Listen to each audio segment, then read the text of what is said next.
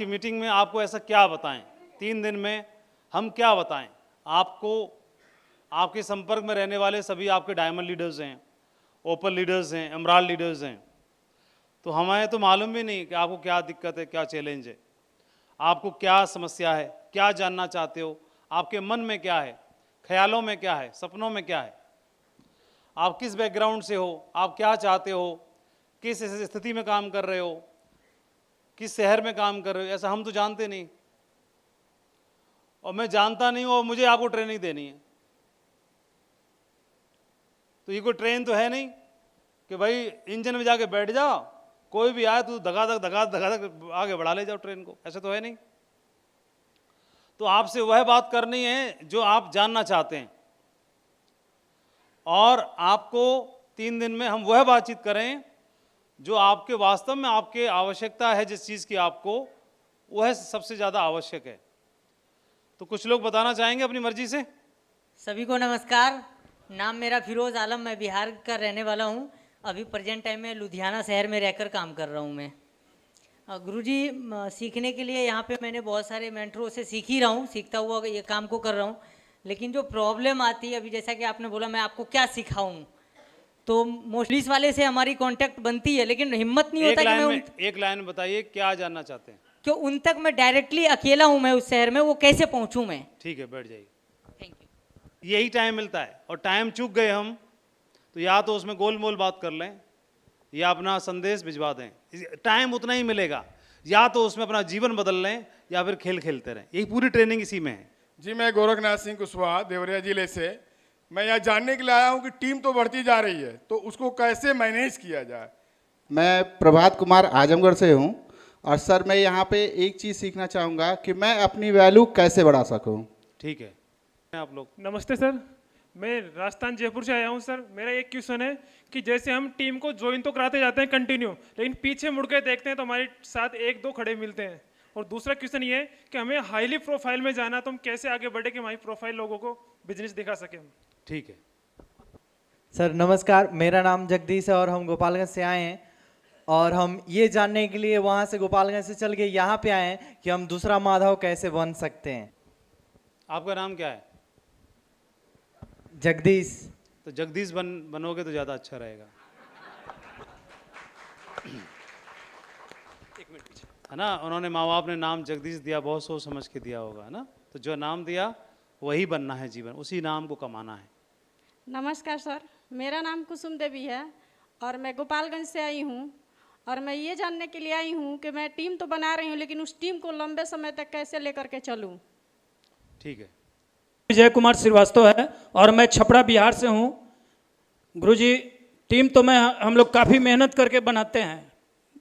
मैं फील्ड में खूब भाग दौड़ करते हैं और टीम काफ़ी लंबी बनाते हैं, लेकिन टीम टिकती नहीं है। तो मैं मेरा ये पहला एलडीपी है, और मैं इस एलडीपी में ये सीखना चाहता हूँ कि लोगों को टीम में टिकाएं कैसे। मेरा एक ही प्रश्न है सर कि मेरे को क्राउन एम्बेसडर बनना है, कैसे बनूं, बस ये मेरे को जानना है। अभी आप क्या हो? सर मैं गोल्ड में हूँ। गोल्ड से पर्ल नहीं बनना? बनना है, पर क्राउन तक जाना है ना सर। नहीं, मैं पूछ रहा हूँ। जी, जाना है। पर्ल बनना है? बिल्कुल बनना है। और टोपाज? टोपाज बनना है सर। किन के संग आए हो आप? आपका प्लान कौन है? महावीर सर। महावीर जी से कहाँ हैं? महावीर जी से पूछा था कान में कि मैं पर्ल कैसे बनूंगा? सर बिल्कुल पूछा था। तो फिर पर्ल से आगे की फिर ये बताएंगे, जिसको इनको नहीं आता होगा तो बताएंगे, पूछेंगे किसी और से। जी जी, यही तरीका है बस। ठीक सर, थैंक यू। तो ट्रेनिंग पूरी हो गई आपकी तो? अरे बताओ ना, हंस क्यों रहे? आपको एक ही सवाल पूछना तो हमने बता दिया। कुछ बातें उठना शुरू हो गई होंगी, जब से नहीं थी, जब से ढक्कन बंद था। अब थोड़ी चुलबुली मच रही होगी, अब थोड़ी मैं भी ये भी पूछ लूँ क्या?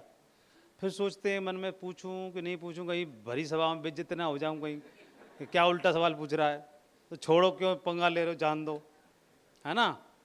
ऐसे 22 साल लिखा है, इसमें शायद 23 हो गए होंगे मेरे को इस बिज़नेस में काम करते हुए। और तो 23 सालों से सीख रहे हैं, समझने की कोशिश कर रहे हैं। और जैसे बोला, बातचीत करेंगे, तो सिर्फ आप स्टेज के माध्यम से सिर्फ आप ही नहीं सीखेंगे 3 दिन में। 3 दिन में हम भी आप लोगों से बहुत कुछ सीखने का प्रयास करेंगे और सीखेंगे भी, है ना।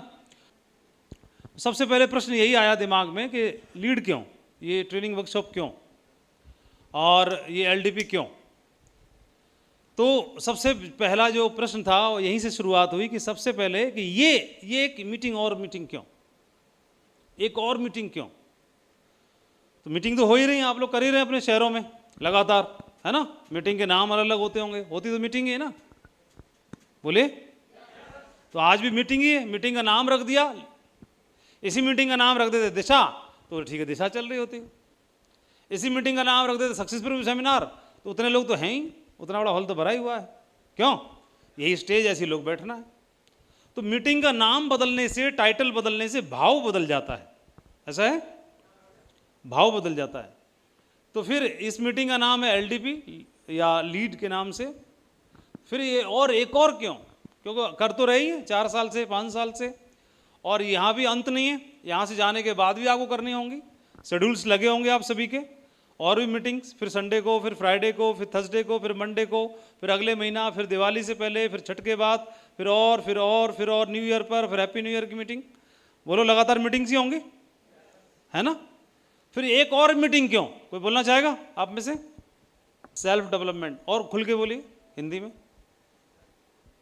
श्रीमद् भगवत गीता में भगवान श्री कृष्ण ने जो श्लोक अर्जुन को समझाए, उन्हीं श्लोकों में से एक श्लोक है कि न ही ज्ञानेन सदृशम पवित्रमिह विद्यते तत् स्वयं योग संसिदः कालेनात्मनि विन्दति। अर्थात इस संसार में ज्ञान की भांति पवित्र करने वाली अन्य कोई वस्तु नहीं है। जिसने योग में पूर्णता प्राप्त कर ली है, वह समय से वह साथ ही इसे अपने भीतर पा लेता है। तो यह उन्होंने शायद यह इशारा किया कि आप सोना कितना भी पहन सकते हो तो शायद दूसरों से मूल्यवान हो जाओगे, आप महंगे वस्त्र पहन के शायद बाकियों से मूल्यवान दिखने शुरू हो जाओगे, या कुछ और धारण करके कुछ और मूल्यवान हो जाओगे। लेकिन जो व्यक्ति ज्ञान को धारण करता है वो संपूर्ण जगत में सर्वोपरि होता है, ऐसा भगवान श्री कृष्ण ने बोला है। तो 3 दिन का वक्त हम अभ्यास करते हैं और क्रियाएं करते हैं, लेकिन 3 दिन में हम वहाँ पर ब्रेक लगा करके फिर से अपने आप को रेजुनेट करने के लिए, अपने आप को फिर तैयार करने के लिए यहाँ पर बैठे हैं कि 3 दिन में हम अपने आप को तैयार करेंगे, सत्यार को धार लगाएंगे, और उसके बाद फिर इसकी चमक मार्केट में देखेंगे, फील्ड में देखेंगे। ऐसे ही है? सहमत हैं आप लोग? कितने लोग सहमत हैं इस बात से? हाथ खड़ा करिए। बहुत बढ़िया, ग्रेट। एक और बात, ज्ञान का कैसे पता चलता है? तो किसी एक बहुत बड़े व्यक्ति ने बताया कि अपनी अज्ञानता का एहसास होना ही ज्ञान की दिशा में बढ़ाया गया एक बहुत बड़ा कदम होता है। जिस दिन यह एहसास हो जाए कि मुझे कुछ नहीं आता, मैं तो अज्ञानी हूँ, इसका अर्थ उस व्यक्ति को कुछ ज्ञान होना शुरू हो गया है ना। ऐसा बड़े लोग बोलते हैं, जो ज्ञानी हैं। उनमें से किसी ने ये बात बोली, क्या बोली? उस जिस दिन यह एहसास हुआ कि मुझे कुछ नहीं आता, मैं तो अज्ञानी हूँ, उस दिन शायद इसे कुछ ज्ञान का आभास होना शुरू हुआ है। तब तक अभी ज्ञान से दूर है, ज्ञान से परे है। जब तक ये भाव नहीं आता, भाव कौन सा भाव? कि मुझे अभी कुछ भी नहीं आता, है ना। ये अंदर से जब भाव आता है, किसी के कहने से नहीं, जब अंदर से फूटता है कि मुझे तो अब कुछ भी नहीं आता, तब ये लगता है कि शायद अब इसे थोड़ा थोड़ा ज्ञान होना शुरू हुआ, है ना। तो मनुष्य की सबसे बड़ी शक्ति क्या है? सबसे बड़ी धरोहर क्या है? सबसे बड़ी दौलत क्या है? इसे चुरा सकते हैं? नष्ट कर सकते हैं? जला सकते हैं? कुछ बिगाड़ सकते हैं इसका? बोल नहीं रहे, आवाज में दम नहीं है। तो यस नो की आवाज आएगी तो थोड़ा मजा आएगा, 2 वे कन्वर्सेशन, ठीक है? हेलो। तो ज्ञान से भरा जो मन होता है वो कभी भी गरीब नहीं हो सकता, इसका कुछ बिगाड़ा नहीं जा सकता। तो ज्ञान कहाँ और कब मिलता है? ज्ञान कहाँ से मिल सकता है और कब मिल सकता है?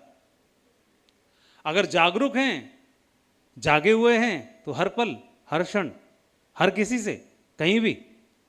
कब? जब जागे हुए हैं। कैसे? जागे हुए हैं। जब जागे हुए हैं तो कहीं से भी, कभी भी और कैसे भी हो सकता है। अब ज्ञान किससे मिलेगा? फिर सवाल ये, ज्ञान, ये तो समझ में आया कि ज्ञान कहां से मिलेगा और कब? तो कहां से और कब? जब जागे हुए हैं तब। तो कब जागे? जब आप जागे हुए हो तो कभी भी और कहीं भी। अब फिर प्रश्न एक और आया, कहां से मिलेगा, किससे मिलेगा? तो इसका जवाब, कहां से मिलेगा और किससे मिलेगा? ये तो पता चल गया कि जागे हुए हैं तो कभी भी मिलेगा और कहीं से भी मिलेगा, लेकिन कौन कौन कहां से? प्रेम से, स्वयं से। जब स्वयं से मिले, जब स्वयं से मिले तो बात में तो अगर आध्यात्मिक गहराई में जाएंगे तो आपकी बात बिल्कुल सही है। आध्यात्मिकता की सोच से अगर देखते हैं कि स्वयं ही तो परमपिता परमात्मा है, वहीं से तो ज्ञान फूटेगा। लेकिन स्वयं के ज्ञान का परिचय कौन कराए? और स्वयं से ज्ञान फूट पड़ता तो इस धरा पर हजारों करोड़ों सालों में सबको ज्ञान क्यों नहीं हुआ? क्यों सिर्फ बुद्ध को हुआ? क्यों सिर्फ गुरु नानक जी को हुआ? क्यों सिर्फ लाओ त्से को हुआ? क्यों सिर्फ मार्क्स को हुआ? क्यों किसी एक को हुआ? कोशिश की थी। तो फिर कोशिश के लिए भी तो दूसरे की आवश्यकता पड़ती है, हैं? फिर अब आपने बोला गुरु की आवश्यकता पड़ती है, तो गुरु कहां? जो दाढ़ी वाला बाबा है वो, एक सूट पहन के जो वाला सामने स्टेज पे खड़ा है वो। तो आज की मीटिंग में 3 दिन में ज्ञान किससे मिलेगा? मेरे से। यस। चलो एक कहानी सुनाते हैं आपको, बैठ जाइए। वृंदावन में कथा चल रही थी, श्रीमद् भागवत कथा चल रही थी, और आसपास के, पुराना समय रहा होगा, आसपास के दूर दराज के खूब सारे लोग कथा सुनने के लिए आ रहे थे। वहीं मथुरा में एक ग्वालन रहती थी, और ग्वालन अपना दूध बेचती थी, नदी पार करके जाती थी और दूध बेचती थी। जब नदी पार करके दूध बेचने आई तो दूध बिक गया उसका। तभी कथा की आवाज़ आई कानों में, तो चला, सोचा कि दूध जल्दी बिक गया है, शायद कन्हैया चाहता है कि आज मैं कथा श्रवण कर लूं, और कथा सुनने के लिए बैठी। तो कथा कहने वाले व्यास जी का टॉपिक चल रहा था। उन्होंने बोला कि भगवान जो नाम है, भगवान नाम में इतनी ताकत है कि वह किसी नैया से पार कराने की तो बात छोड़ो, वो जीवन की नैया से पार करा सकता है। ऐसे करके कथा में श्रवण चल रहा था। किस नाम में ताकत है? भगवान नाम में, है ना? और भगवान नाम में इतनी ताकत है कि वो जीवन की नैया से भी पार करा सकते हैं। यह शब्द ग्वालन के कानों में पड़े और उसे व्यास जी का बात, मतलब भगवान की बात, ईश्वर की बात, और ईश्वर की बात समझ के, और वो लौट पड़ी। और हर रोज नदी पार करके जाती थी तो नाव से, तो 2 पैसे उधर से पार करने में देने पड़ते थे, और 2 पैसे फिर वापस जाने में भी करने पड़ते थे, देने पड़ते थे। तो आज उसे जीवन का महामंत्र मिल गया। जीवन का महामंत्र क्या? कि भगवान नाम में उतनी ताकत है कि किसी नदी को, नाले को, पोखर को तार करने की बात तो छोड़ो, वह तो जीवन की नैया को भी पार लगा सकता है। तो आज वह उस नदी के उस तट पर नहीं गई जहां पर नाव मिला करती थी, आज वो सीधे ही चल दी कि जब भगवान नाम मुझे मिल गया, मेरे पास हो गया, तो अब मुझे नाव की क्या जरूरत है? जो जीवन की नैया सबकी पार लगा सकता है, तो मुझे अब नाव में बैठने की आवश्यकता है। उसे इतना अटूट विश्वास हो गया, और वह नाव जहां मिलती थी उस तट पर न जाकर के सीधे ही चली गई, और उसे जरा भी संकोच नहीं था कि मुझे नाव की आवश्यकता नहीं है। और बोलो राधे कृष्ण करके उसने भगवान का नाम लिया, और लेते हुए पानी पे चल पड़ी। पानी में डूबी नहीं, पहला कदम रखा, पानी पे चलने लगी, और चलते चलते नदी से पार हो गई। उसे कोई आश्चर्य नहीं हुआ, इस बात का आश्चर्य नहीं हुआ कि मैं नदी पे चल रही हूँ, मैं पानी पे चल रही हूँ। उसे अटूट विश्वास था कि भगवान का नाम तो जीवन की नैया पार लगा सकता है। ये तो छोटी सी नदी है, नदी की क्या औकात है। पार हो गई। उस दिन उसके 2 पैसे बचे, अगले दिन आई, उधर से 2 पैसे बचे, फिर लौट के गई, 2 पैसे बचे। अब 2 पैसे यानी 2 और 2 4 पैसे उसके प्रतिदिन बचना शुरू हो गए। थोड़े दिन में उसके पास धन इकट्ठा हो गया, काफ़ी सारा, कई सारे पैसे इकट्ठे हो गए। उसे याद आई कि व्यास जी की बात से मेरे पास कुछ धन इकट्ठा हो गया, क्यों ना उन्हीं की मुझे पूजा करनी चाहिए, गुरु पूजन करना चाहिए। और वह निमंत्रण देने के लिए गई कि आपकी बात से मुझे बहुत लाभ हुआ और मैं आपका गुरु पूजन करना चाहती हूँ। उन्होंने न्योता स्वीकार कर लिया, और स्वीकार करने के बाद में तिथि निर्धारित हुई और उस तिथि पर उनको पूजन के लिए वहाँ जाना था। तो कथा समाप्त हो चुकी थी, वहाँ से चल दिए। ग्वालन के साथ में नदी के तट पर आने की कोशिश करने लगे तो पता चला यहाँ तो नाव भी नहीं है। गुरुजी बोले नाव नहीं है, नाव का तट तो उधर है। बोले गुरुजी नाव की क्या जरूरत है, भगवान नाम तो जीवन नैया पार करा देता है। बोलो राधे कृष्ण करके और वो तो चल दी। और गुरुजी ने सोचा, जब उसने पैर रखा तो वो तो डूबी नहीं। तो गुरुजी ने सोचा अच्छा ये जहाँ पर पानी पैर रखा है वहाँ लग रहा कोई पत्थर वत्थर है उसमें खड़ी है। तो गुरुजी ने भी मार दिया। गुरुजी सीधे गहराई में पहुँचे, उधर सीधे गहराई में गिर गए। तो बड़ा संभले, बड़ी मुश्किल से ग्वालन ने हाथ पकड़ा उनका गुरुजी का। बोला गुरुजी संभल के, ज़्यादा बोले तो फिर वो डूब जाएगी, इसलिए वो संभल के कुछ ना बोला। वो भगवान नाम जपती रही, क्योंकि मैं कुछ और बोलूँगी तो फिर मैं भी डूब जाऊँगी। वो भगवान नाम बोलते रहना ना पार करते समय, तो वो तो अपना नाम बोलती रही। और ये तो इनकी लुंगी भी गीली हो गई और ये नीचे की। अब दूसरा पैर कहाँ रखें, तो ये त्राहिमाम करने लगे, मुझे मरवाएगी क्या। लेकिन इसको समझ में नहीं आ रहा ये कैसे नहीं गिर रही है। तो इसको अभी भी डाउट था कि किसी पत्थर पे खड़ी है या फिर जहाँ पे चल रही है वहाँ पर कोई पगडंडी बनी हुई है कुछ। तो बोला मुझे भी उधर आने दो। तो वो उधर आए तो वो वहाँ भी नीचे गिरे, क्योंकि कुछ था तो नहीं। तो वो हरदम यही बोलती रही कि कृष्ण कृष्ण कहिए, राधे कृष्ण कहिए। वो खुद भी जपती रही। लेकिन बहरहाल गुरुजी का मामला तो ऐसा था कि उसने हाथ पकड़ा, गुरुजी का हाथ पकड़ा और जैसे तैसे करके उसको पार कराया, खींच के। और उसको समझ में नहीं आया, उसे लगा कि कोई चुड़ैल है कि डायन है कि तंत्र मंत्र जानती है, ऐसा कुछ करके। और भगवान को याद करने लगे, प्रभु बचाओ, आज डायन के चक्कर में फंस गया हूँ, कहीं चुड़ैल घर ले जाके तंत्र मंत्र विद्या करेगी, मेरे ऊपर जाने क्या लगाएगी। उसे थोड़ा डर लगने लगा। लेकिन घर पहुँच करके उन्होंने पैर धोए, ग्वालन ने गुरुजी के पैर धोए, आरती टीका किया, नमस्कार किया, भोजन बनाया। और तो सोचा काफ़ी देर तक कुछ कर नहीं रही, मंत्र नहीं मार रही है, तो थोड़ा ठंडे हुए। बोला कोई इतने डर की बात लग नहीं रही है कुछ, और चाकू वाकू भी दिखाई नहीं दे रहा, कहीं ऐसा ना हो मतलब चढ़ा दे मेरी बलि। तो थोड़ा डर दूर हुआ। और डर दूर होने के बाद फिर फाइनली थोड़ा सेटिस्फाई हो गए। तब बोले ये बता, तो उसने तो आभार प्रकट किया, गुरुदेव आपकी वजह से घर में थोड़ा धन बचना शुरू हो गया, ईश्वर आपसे मिले तो भगवान नाम की कृपा बरसना शुरू हो गई, घर में सब खुशियाँ ही खुशियाँ हैं, सारी चीज़ें, धन में बरकत हो रही है, इसलिए हम तो आपका पूजन करना चाहते थे। बोला वो तो बढ़िया है पूजन तो, लेकिन तू ये बता कि ये तू पानी पे चल कैसे रही थी, डूब कैसे नहीं रही थी। बोले गुरुजी वो तो मंत्र आपका ही है, आपने बोला जो भगवान नाम है वो जब जीवन की नैया पार करा सकता है, तो ये वाली कौन सी यमुना मैया कौन सी बड़ी बात थी, तो वही नाम लेके मैं तो पार होके चली आई। तब वो गुरुजी इमोशनल हो गए, भावुक हो गए और बोले कि जो भगवत नाम जो था मैं जीवन भर बताता रहा, लेकिन इस नाम पर अटूट विश्वास मेरे को कभी नहीं रहा बताते समय, लेकिन इसी नाम का पर अटूट विश्वास करके ग्वालन ने आज जीवन की नैया पार करने की तैयारी कर ली। और उस दिन से वो है उनके गुरु के ग्वालन के पैरों में गिर गए और बोले कि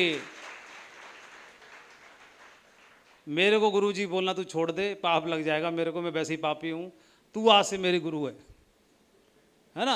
अब आप बोलेगे आप सिखाओगे, तो सीखना सिखाना बातें सब एक जैसी ही रहती हैं, किस मुंह से निकल रही हैं ये मैं तो नहीं रखता, मैं तो ये रखता है कि भाव कितना है और अटूट श्रद्धा कितनी है और विश्वास कितना है। ये चीज़ एक आदमी को कहीं से कहीं पहुंचा सकती है।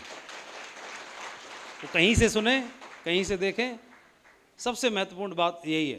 तो हो सकता है मंच के माध्यम से आपको बातें सुनने के लिए मिलें, तो ऐसा कोई ज़रूरी नहीं है, हो सकता है मैं ही कोई बात बताऊं, तो ये कोई ज़रूरी नहीं है कि मैं ज्ञानी हूं या मैं बड़ा हूं, ये कोई ज़रूरी नहीं है। बड़ा वह है जिसकी अटूट श्रद्धा है, जिसका विश्वास ज़्यादा है, वही सबसे बड़ा है। ठीक है जी। और इसी वजह से आपने अपने बिजनेस में भी देखा होगा, बहुत सारे सीनियर्स हैं, बहुत सारे लीडर्स हैं, बहुत सारे अच्छे लेवल पर हैं और वह बहुत सारे ज्ञान की बातें ट्रेनिंग देते हैं, लेकिन फिर भी अपना बिजनेस नहीं चला पाते। और बहुत सारे देसी बंदे रहते हैं और देसी बंदों को कम नॉलेज है, कम ज्ञान है, लेकिन उन्हीं बातों को अमल करके, अनुसरण करके और बड़ा इतिहास बना रहे हैं, टारगेट जीत रहे हैं और विदेश जा रहे हैं और बड़ा काम कर रहे हैं।